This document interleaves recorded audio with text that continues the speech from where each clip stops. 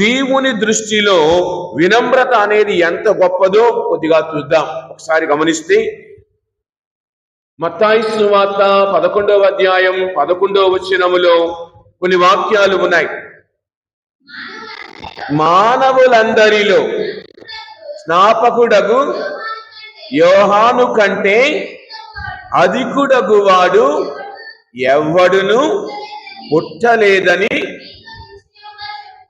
మానవులందరిలో స్నాపకుడు యోహాను కంటే అధికుడు. ఎందుకు?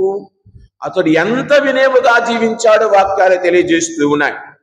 ఆయన మరియ తల్లి ఆ గృహమును సందర్శించినప్పుడు ఎలిజబెత్ తమ గృహాన్ని ఆయన ముందు గంతులు వేసి ఆనందించాడు, నా ప్రభు నా ఇంటికి వచ్చాడని.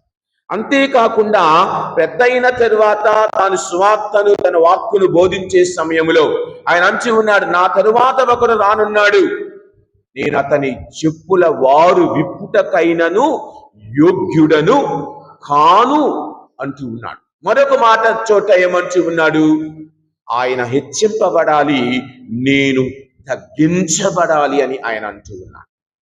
ఈ రోజుల్లో ఎంతమంది ఇలాంటి మనస్సు కలిగి ఉన్నా, లేదు నేనే గొప్ప, నేనే అన్నిటికంటే ముందుండాలి, నేనే అన్నిటిలో ఉండాలి, నా తరువాతే వేరే వాళ్ళు ఉండాలి అని అనుకునే వారము మనలో ఎంతమంది లేము నేటి సమాజంలో.